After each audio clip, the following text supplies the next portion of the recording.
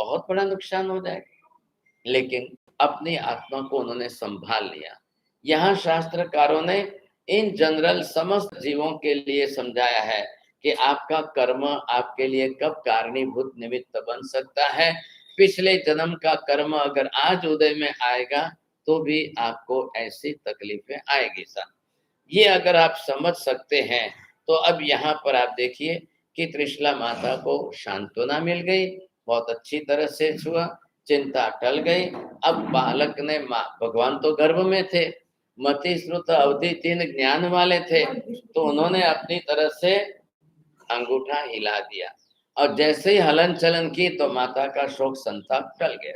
नहीं नहीं भाई, एवरीथिंग इज ओके, कोई चिंता नहीं है, अब मेरा गर्भ भी सुरक्षित है। लेकिन ये सबके लिए हमको देखना है। अब माता जी अपनी तरफ से जो है, ये सखियां हैं उनके घर के अंदर, बड़ी बड़ी अनुभवी एक्सपर्ट जो है महिलाएं, इन्होंने अब माता जी को समझाया कि आप ध्यान रखिए अपने इस काल के अंदर, क्योंकि ये आपका जो है प्रेगनेंसी काल है। अब आपका डाइट कैसा होना चाहिए, खाना पीना, लाइफस्टाइल, फूड स्टाइल कैसा होना चाहिए। तो मैं जनरल जरा आपको सबको समझा। माँ जी जागજો હવે થોડું, તમારા કામનું છે એટલે લખવા માટે છે કાગળ પેન, તમે લખી લો, તમારા શ્રીમતીજી લખવાના નથી। अब ये आपके लिए काम का है कि जिस तरह से आप समझिए, यदि गर्भवती स्त्री वो अपनी तरह से वायु कारक पदार्थ खाए, ख्याल है, गैस्ट्रिक चीजें उनको ज्यादा खाए। હવે અત્યારે જે છે કઈ सीजन ચાલે છે, रेनी सीजन ना। अब रेनी सीजन के अंदर वायु का प्रकोप ज्यादा रहता है। તમે સમજો, જે તમને ઢીચણનો વાત છે, કમરનો વાત છે, તમને કદાચ સાયટિકા હોય તો એ બધા જ વાયુના પ્રકોપ છે। આપ સમજીએ heart disease, all are the gastric problem. તો હવે આ ઋતુમાં બેસન નહીં ખાવું, ચણાની આઈટમ નહીં ખાવી, છોલે પૂરી नहीं खावी, रगड़ा पेटिस नहीं खावी, ख्याल है कि नहीं, वो आपके शरीर में गैस बढ़ाएगा। अड़दनी चीजों नहीं खावी, अड़दना ढोकला नहीं खावा અને બેસનના ઢોકળા નહીં ખાવા। સ્પંજ જેવા સ્પોન્જી એકદમ સોડા ખારો ઈનો વધારે નાખીને જે તમે ખમણ કે ઢોકળા કરો, એ બધું જ તમારા શરીરની અંદર વાત પ્રકોપ વધારનારું છે, લીવર ડેમેજ કરનારું છે। સ્ટીરોઇડ લીવરને ડેમેજ કરે, એન્ટીબાયોટિક તમારા લીવરને ડેમેજ કરે, કિડનીને ડેમેજ કરે, એ ध्यान રાખજો। पेन किलर भूले चुके न लेवी। पेन किलर का सब्स्टिट्यूट बताता हूँ काका। सूंठना उकालाમાં એરંડિયું તેલ લઈ લો, એ બેસ્ટ પેન કિલરનું કામ કરે છે। ઘરમાં સૂંઠ હોય છે તો સૂંઠ થોડીક નાખીને ઉકાળો બનાવી લો, બહુ સારામાં સારું, ખ્યાલ આવે। એમ કરતા અહીંયા જે છે, હવે त्रिशला माता खरेखर बहुत अच्छी तरह से अपनी तरह से संभाल रही है और ये देख रही है कि अब कैसे करना चाहिए, क्या करना चाहिए, किस तरह से करना चाहिए। तो अब ये वहाँ पर सारे सब जो है अनुभवी महिलाएं જે મોટી છે અને એ મેડિકલ સાયન્સનો નોલેજ ધરાવે છે, એટલે માતાજીને કહે છે હવે તમારે વધારે પડતું ખટાશ વાળું નહીં ખાવાનું, વધારે પડતા કડવા પદાર્થો નહીં ખાવાના, તુરા કે વધારે एक्सेस, જેને अति खाटा કહેવાય છે। जनरली लेडीज को क्या है कि खटाई ज्यादा पसंद होती है। आंबली, अमचूर अमचूर आ બધું નુકસાનકારક થશે, પછી ઢીચણનો વાન એ બધું તમને થશે। હવે ઘણા વધારે પડતા જે છે લુખ્ખા પદાર્થ નહીં, ઘણા લીલા પદાર્થ નહીં, અને શુષ્ક સાવ સૂકી વસ્તુઓ પણ નહીં, અતિ ઠંડુ નહીં, ફ્રીજની વસ્તુ તો ભૂલશે ટચ મત કરો। તમારા ઘરમાં ફ્રીજ છે? હવે ખાલી લોક દઈને શો પૂરતું રાખો, પણ ફ્રીજમાં કોઈ વસ્તુ મૂકતા નહીં ને ફ્રીજની વસ્તુ ખાતા નહીં। दूध पण फ्रीजમાં મૂકીને દહીં બનાવતા નહીં, નહીં તો તમને ડાયાબિટીસ વહેલું થશે। તમે લખો કાકા, આ ખાસ ઘરે જઈને સમજાવજો, અને તમારું માનશે કે નહીં મને હજી ડાઉટ છે, કારણ કે બૈરાઓ દહીં પણ ફ્રીજમાં રાખે છે। ये बहुत बड़ी गलती करे आप। फ्रिज में दही मत रखो, फ्रिज में पानी भी पीने का मत रखो। ठंडू पीवाથી गैस्ट्रिक प्रॉब्लम बढ़े छे। कितने लोग नहीं समझते हैं, खाते खाते बॉटल पास में रखते हैं, पानी पीते हैं। और सबसे खतरनाक क्या है, प्लास्टिक बॉटल, बिस्लरी वाटर। કાકા ભૂલથી પણ પાણી પ્લાસ્ટિકની બોટલમાં રાખશો નહીં અને પાણી बिस्लरी पीशो नहीं। कैलिफोर्निया में, कनाडा में आजकल जो है ये बिस्लरी वाटर से ब्रेन ट्यूमर होती है, ऐसी रिसर्च हुई। तो बहुत खतरनाक है। पानी कॉपर वेसल्स में बॉईल किया हुआ ही पीना चाहिए। वो कॉपर वेसल में बॉईल करके पीने से absolutely germs free, bacteria free हो जाता है, बिल्कुल। तो वो आप ध्यान रखिए। इस तरह से आप करेंगे तो आपके शरीर में वात प्रकोप नहीं हो। और कभी ज्यादा गर्म चाय के भी गरम गरम पियो, तो ऐसी भूल से चाय कॉफी मत पियो, आपके शरीर का नुकसान करेगी। कॉफी तो चाय नो बाप छे, એટલે भूल से टच मत करना, नहीं तो आपके जो है इंसोम्निया वगैरह काफी चीजें, ऐसी बीमारियां इससे होने वाली हैं। इसी तरह से यहाँ पर अति गर्म भी नहीं खाना है और अति ठंडा भी नहीं खाना है। तो एक बात ध्यान रखो, यहाँ पर जो नाम दिया गया है, आप ग्रंथ का नाम लिखिए। वाग्भट्ट ऋषि हुए थे 3000 साल पहले, उन्होंने लिखा है। आयुर्वेद के ग्रंथों का रेफरेंस दिया है। अभी आज तो टाइम नहीं है मैं ज्यादा कह सकूं, लेकिन आप स्पेशल क्लास रखोगे अलग से and with discussion question answers, तो ज्यादा फायदा होगा। ये आप समझिए, वाग्भट्ट ऋषि ने लिखा है, इस ग्रंथ का नाम है अष्टांग हृदयम। तो इसमें क्या दिया है, चरक ऋषि ने लिखे हैं ग्रंथ। इसी तरह से जो है सुश्रुत महर्षि ने लिखे हैं, धन्वंतरी जो हुए, ये सब आयुर्वेद के बड़े आचार्य हैं, उन्होंने लिखे हैं। तो गर्भवती स्त्री अगर जो वायु कारक पदार्थ खाएगी तो उसका बालक कुबड़ा એટલે वामन हो जाएगा, और फिर अगर जो है वो खुंद वाला बन जाएगा। अब इस तरह से शायद जो है वो बालक मेंटली रिटार्डेड हो, ख्याल है कि नहीं। तो ऐसे भी बालक पैदा होते हैं। और जिस तरह से हाइट नहीं बढ़े, ठिंगना हो जाए, अपित्त कारक चाय पिएंगे एसिडिटी बढ़ेगी। गरम मसाले वाली चाय पी तो 10 गुनी एसिडिटी ज्यादा बढ़ेगी। ये गलती मत करना आप, नहीं तो नुकसान होगा।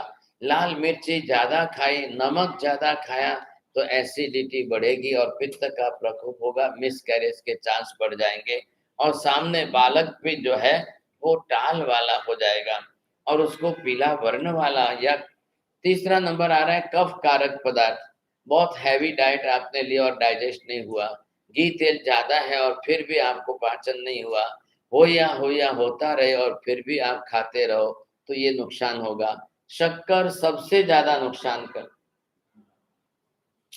વધારે નુકસાન કરનાર સાકર અને મીઠું બે છે। સોડા ખારો ઈનો વગેરે ત્રીજું છે, એટલે આ બચવું જરૂરી છે। એમ કરતા કફ જો વધી જશે તો પણ બાળકના માટે ભવિષ્યમાં નુકસાન થશે। अब आप ज्यादा ठंडा खाएंगे तो वायु बढ़ेगी, डाइजेशन आपका, ये हमारे पेट का डायफ्राम है। बहनों તમને ખ્યાલ છે તવો ગરમ થાય તો રોટલી શેકાય ને, એમ આપણા પેટનો તવો ગરમ હશે તો ખાધેલું પાચન થશે, नहीं तो डाइजेस्ट नहीं होगा तो बीमारियां आपकी बढ़ जाएगी। क्या है, डायबिटीज किसका रोग है, इनडाइजेशन का।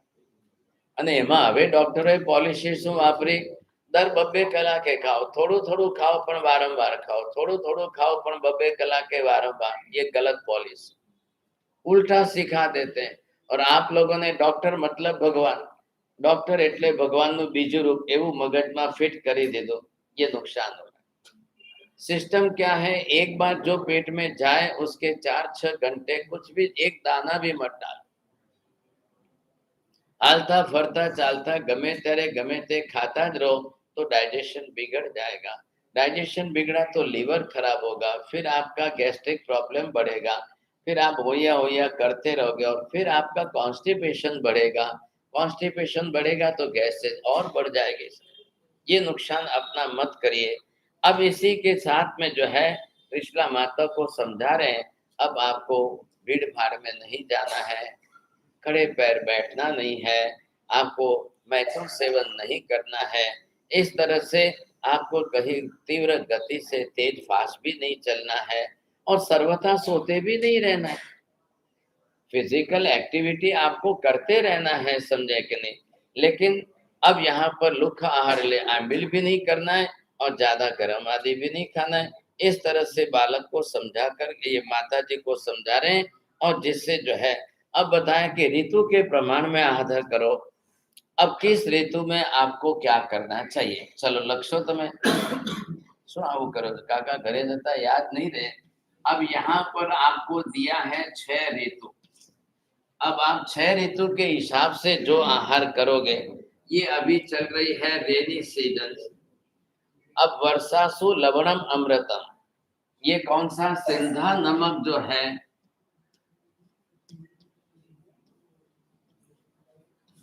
ये सिंधा नमक सबसे बढ़िया बेस्ट मेडिसिन है।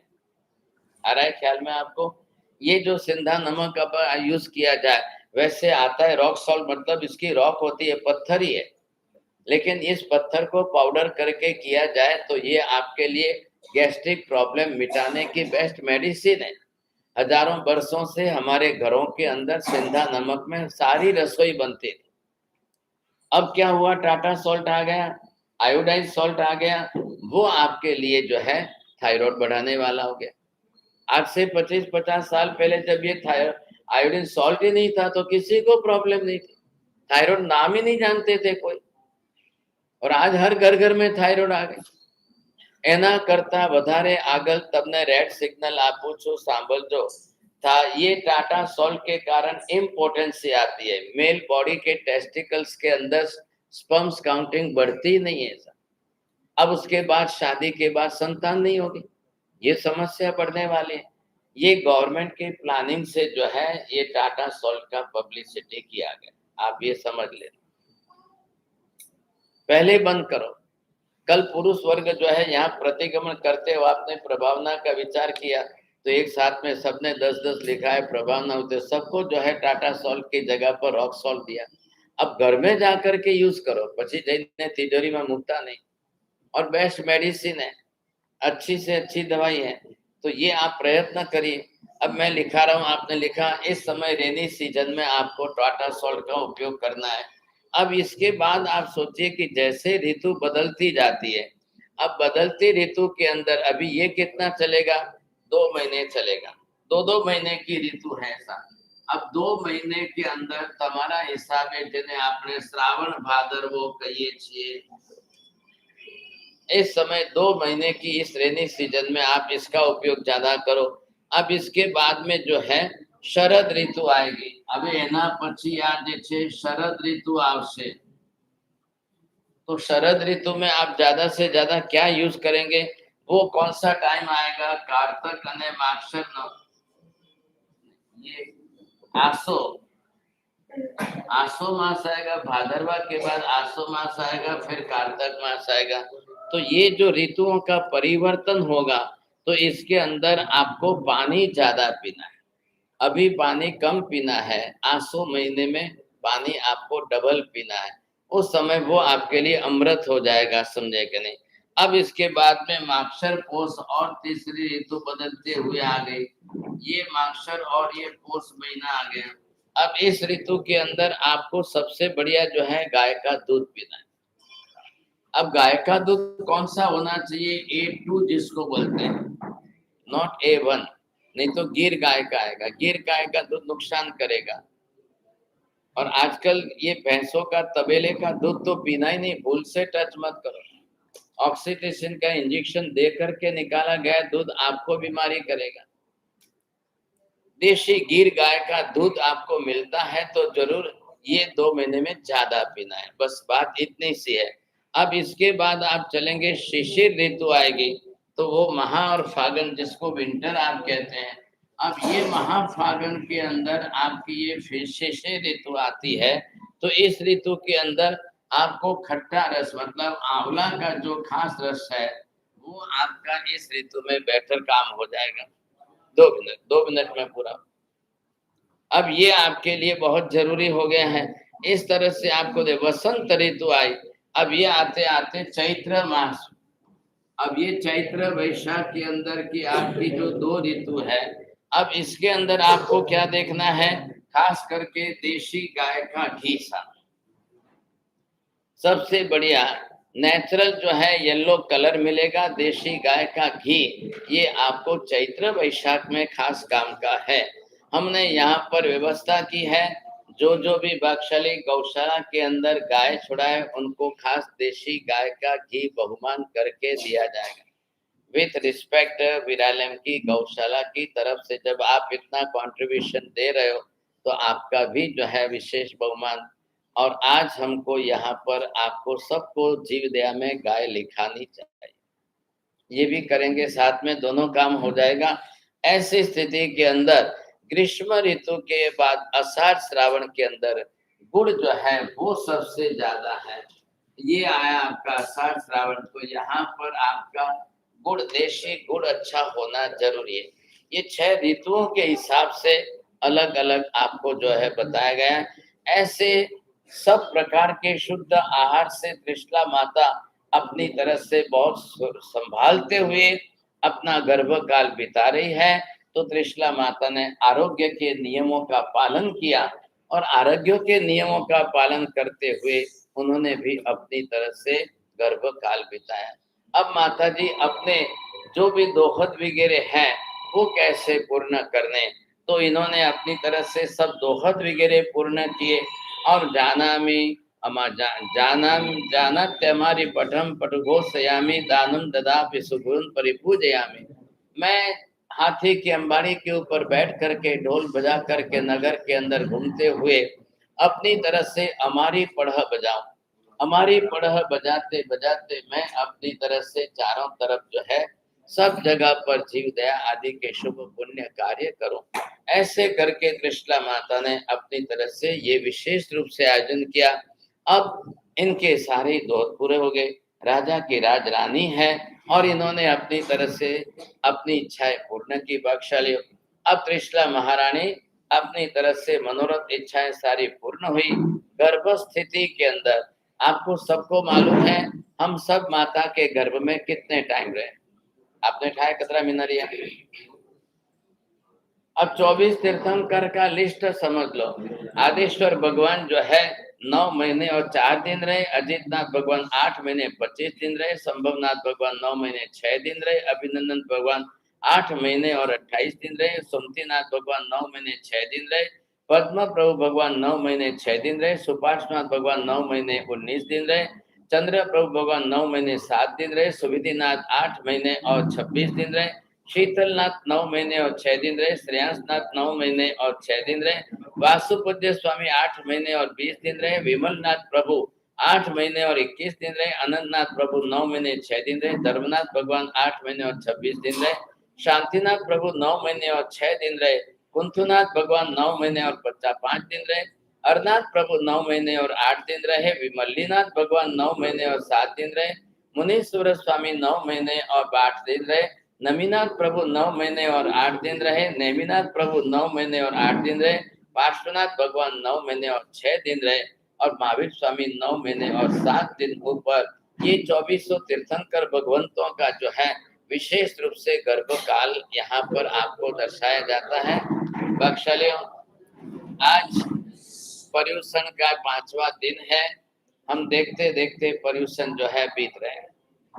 सकल संघ के अंदर जिस तरह से विचार विमर्श हुआ और पर्युषण पर्व बड़े अच्छे पैमाने पर सामूहिक रूप से संघ में मनाने का निर्णय हुआ और संघ ने इस निश्चय को करके जैसे ही विनंती की, हमने 1 मिनट में स्वीकृति प्रदान की और परिणाम स्वरूप आज संघ का जो उत्साह है, संघ का जो आनंद है, देखते ही बन रहा है।